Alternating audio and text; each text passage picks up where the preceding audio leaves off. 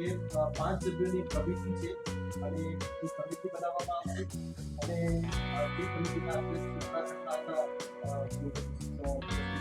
એ જ આ કમિટીના પણ અધ્યક્ષ 45 દિવસમાં રિપોર્ટ આપશે અને ત્યારબાદ સરકાર જે છે જાહેર કરશે. યુજીસીના આ પ્રેસ કોન્ફરન્સને લઈને જો યુનિફોર્મ સિવિલ કોડમાં ઘણી બધી બાબતો એવી છે કે જેમાં પરંપરાગત જે સંસ્કૃતિ છે એના ઉપર તરાપ સમાન છે.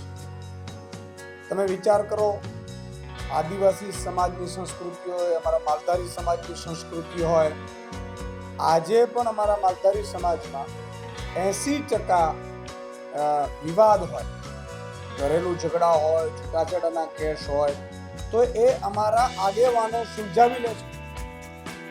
આદિવાસી સમાજમાં બહુપત્નીત્વ હોય, એમના પોતાના એક રિવાજો છે.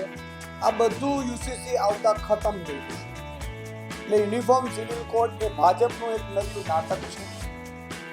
તમે જુઓ કે ઈસાઈ છે, ક્રિશ્ચન છે, શીખ છે, મુસ્લિમ છે, આ બધા માટે આ યુનિફોર્મ સિવિલ કોડ છે એ ક્યાંક ને ક્યાંક અડચણરૂપ થવાનો છે.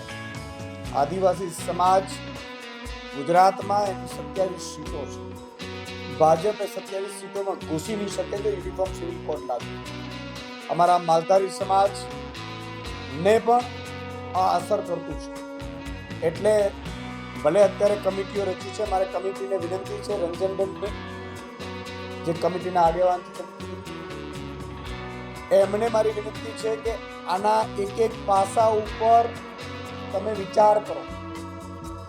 આજે દરેક સમાજની પોતાની એક સંસ્કૃતિ છે, દરેક સમાજ છે. આપણે ભારતીય સંસ્કૃતિમાં આ બધા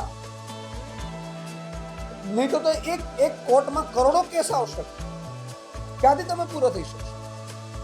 દરેક વસ્તુ છે એને માત્ર મતદાનની દૃષ્ટિએ હિન્દુ મુસ્લિમ કરીને ના જોવાની હોય.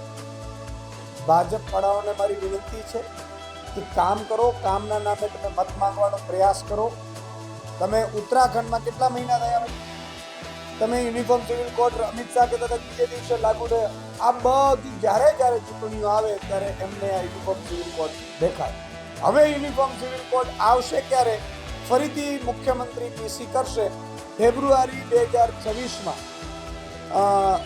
જે સ્થાનિક સ્વરાજ્યની ચૂંટણીઓ છે એના આગલા મહિને મુખ્યમંત્રી ગૃહમંત્રી ફરીથી પીસી કરવા અને ત્યારે એવું કહેશે કે આ બધા રિપોર્ટો છે એ અમે ચકાસ્યા છે અને હજુ પણ થોડા અભિપ્રાયો લઈ લઈએ.